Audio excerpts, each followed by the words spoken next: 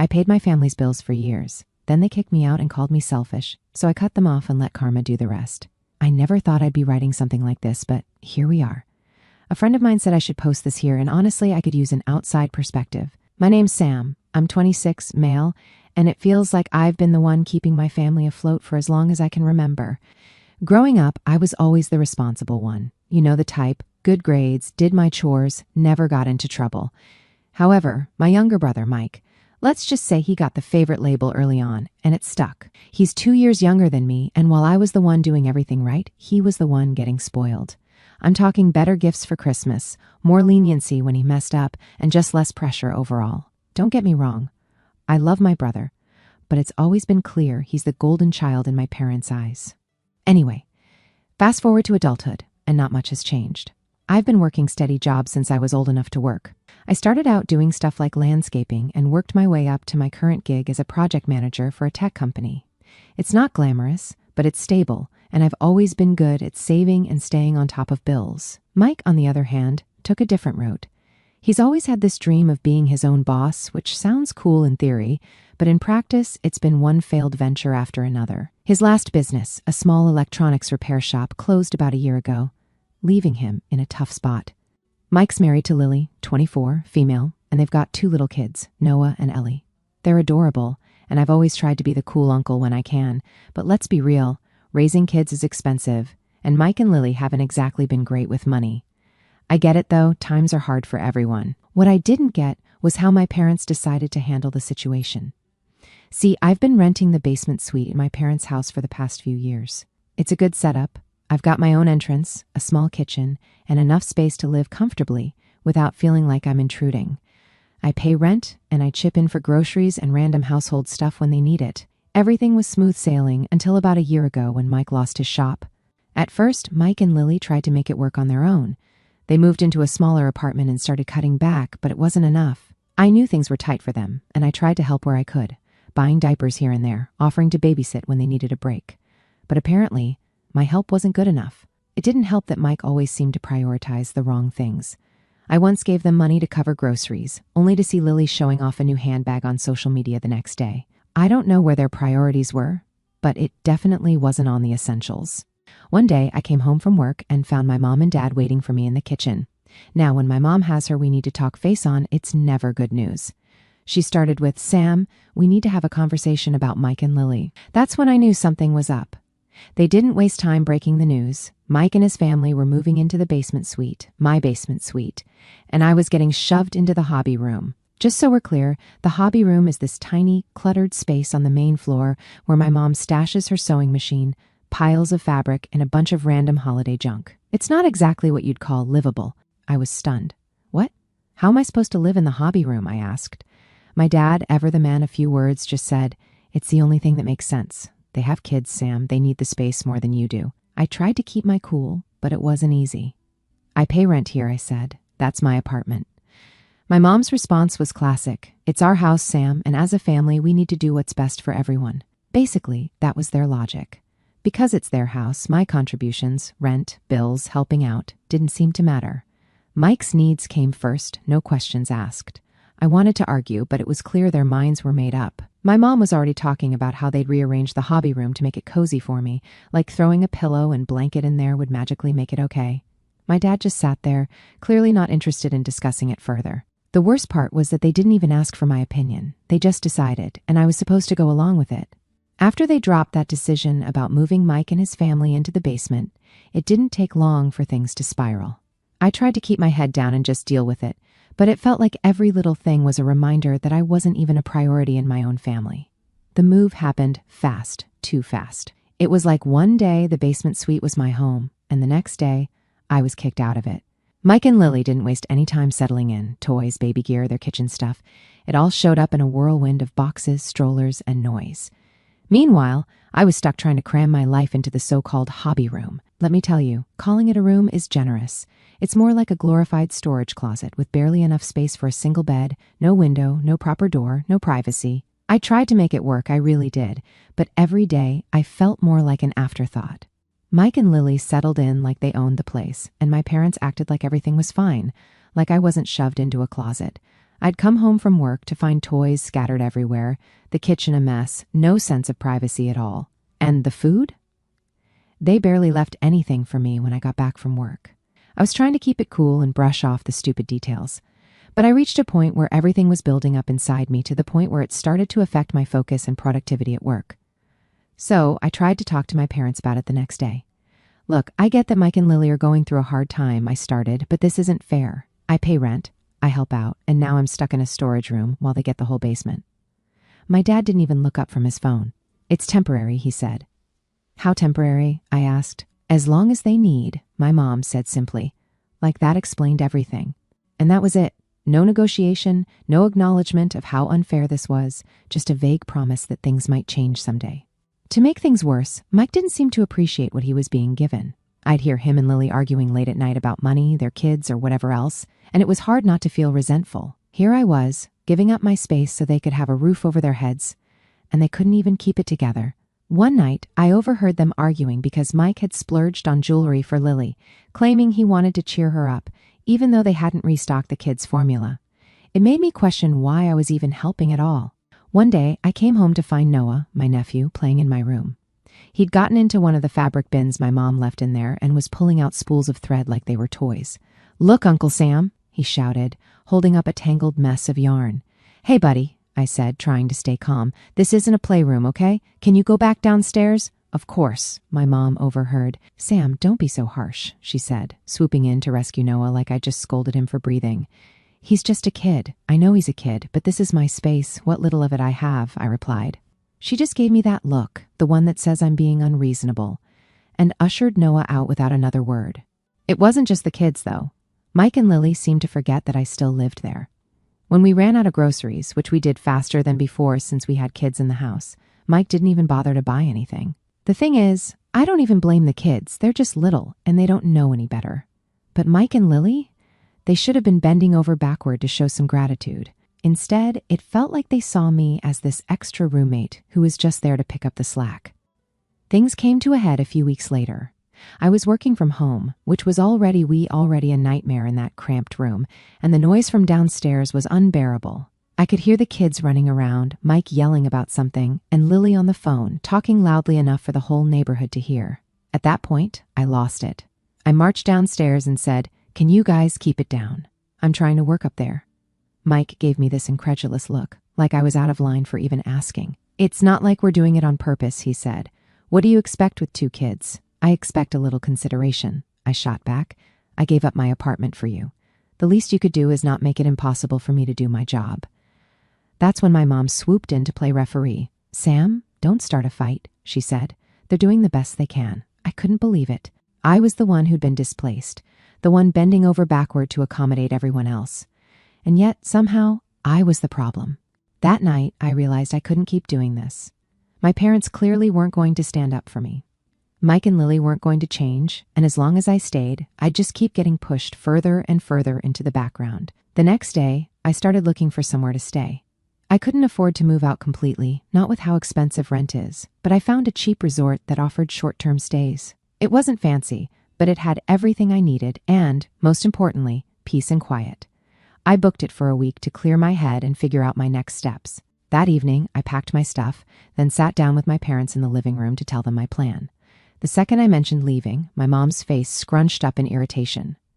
"Leaving? What do you mean, leaving?" she said, crossing her arms. "I'm going to stay somewhere else for a while," I replied, trying to keep my tone calm. "I need some space to think and figure things out." My dad scoffed. "What's there to figure out? Your brother's family needs the basement, and we need you to pitch in for the house. You can't just walk away from your responsibilities." "My responsibilities?" I shot back. "The only responsibility I had was paying for my own space, and you gave that away without even asking me. Now you want me to stick around and pay for a house I'm barely allowed to exist in? Are you serious?" Mom let out an exasperated sigh. "It's not about that. It's about family. We all have to make sacrifices sometimes." "Sacrifices?" I repeated, my voice rising. "I've been sacrificing for years. Paying rent, buying groceries, bailing you out whenever there's an emergency. And what do I get in return? A closet and a pat on the back for being such a good sport?" Mom's tone shifted. "Well, if that's how you feel, maybe it's for the best that you take a little time away.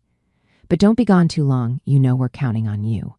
Counting on me? I exploded. For what? To keep enabling Mike's bad decisions? To keep cleaning up messes I didn't make? No, I'm done. Before they could say another word, I stormed out, slamming the door behind me. My hands were shaking as I got in my car. The first few days at the resort were blissful. No screaming kids, no dirty dishes, no passive-aggressive comments from my mom. I felt like I could actually breathe. But of course, the peace didn't last long. On the third day, I got a text from my mom, Sam. Where's the money for rent and groceries? We're counting on it to help Mike and the kids. I stared at my phone, dumbfounded. I wasn't even living there anymore, and she still expected me to contribute. I called her immediately. Mom, I'm not even at the house right now. Why would I pay rent? Her response was exactly what I should have expected. Because we're family, Sam. Mike and Lily need that space, and they can't afford it on their own. You know how tight things are for us. I couldn't hold back. Tight for you? You kicked me out of my own apartment without asking, and now you expect me to keep paying for it? That's insane. She handed the phone to my dad, who wasted no time laying into me. This is typical of you, Sam, always thinking about yourself. Your brother is struggling, and all you can do is complain. Have some decency. Before I could respond, I heard Mike's voice in the background. Let me talk to him. Sam, Mike said, you don't get it. You don't have kids. You don't know what it's like to have mouths to feed and bills piling up. We're family. You're supposed to help. I lost it. You're right, Mike. I don't have kids. But I also don't expect everyone else to fix my problems for me. You're not my responsibility, and neither is your family. The call ended with my mom crying, my dad calling me selfish, and Mike muttering something about how I'd regret this. After the blow-up over rent and groceries, things went quiet for a couple of days. Quiet, but not calm. You know that feeling when you're just waiting for the other shoe to drop? That's where I was. I knew my family wasn't going to just let me walk away. Sure enough, a few days later, I got a text from my mom.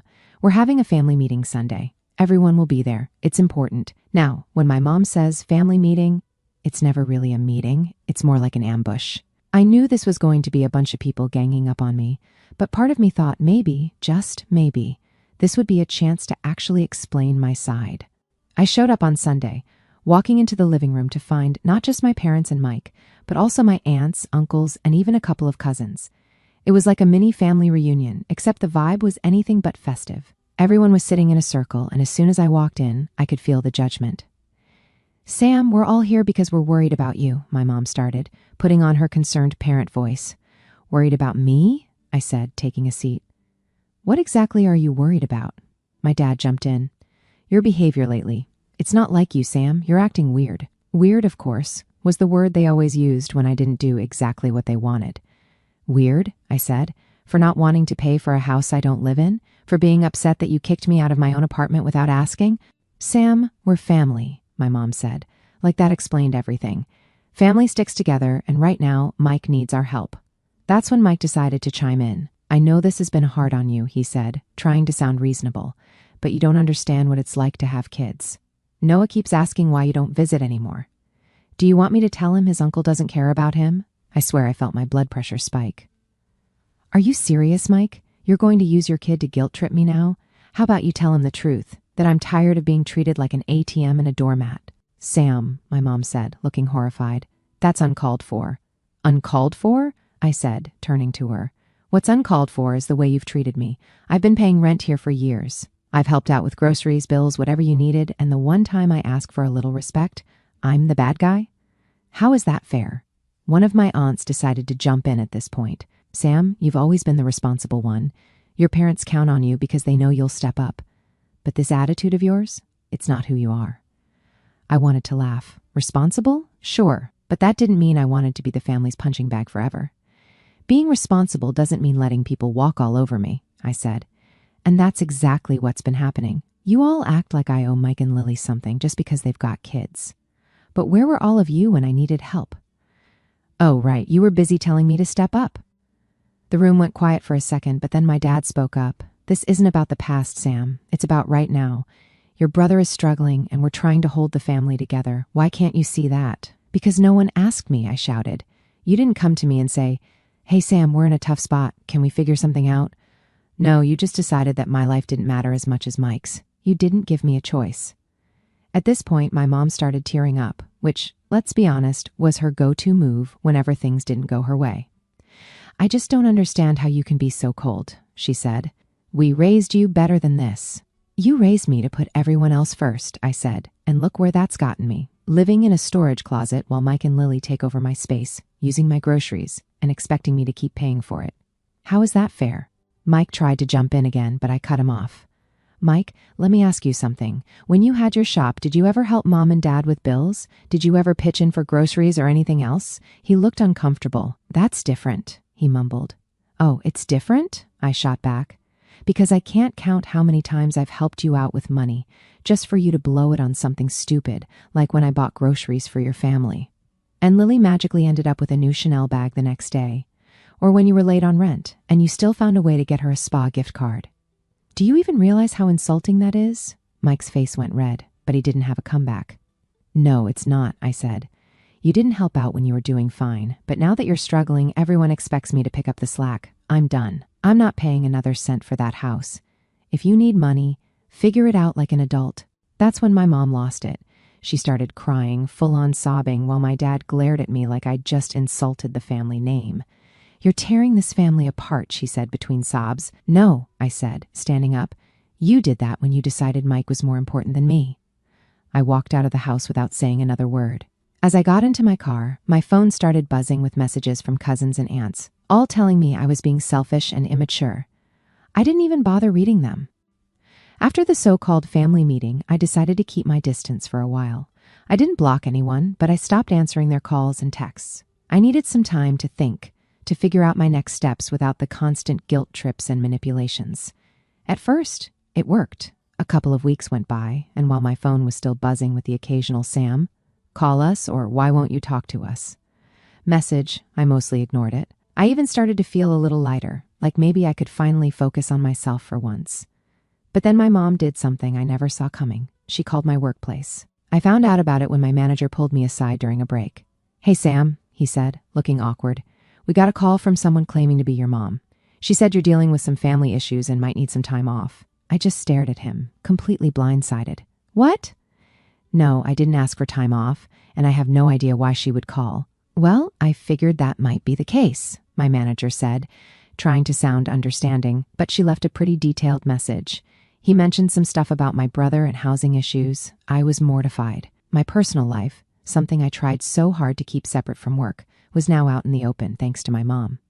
I spent the rest of the day trying to focus, but all I could think about was how humiliating this was. That evening, I called her. Mom, what the hell were you thinking? I was worried about you, she said, her tone defensive. You haven't been answering our calls, and I thought maybe you needed help. So you thought calling my boss was the solution? I yelled. Do you have any idea how unprofessional that makes me look? I didn't mean to embarrass you, she said, her voice wavering. I just wanted them to understand what you're going through. What I'm going through is because of you, I said bluntly.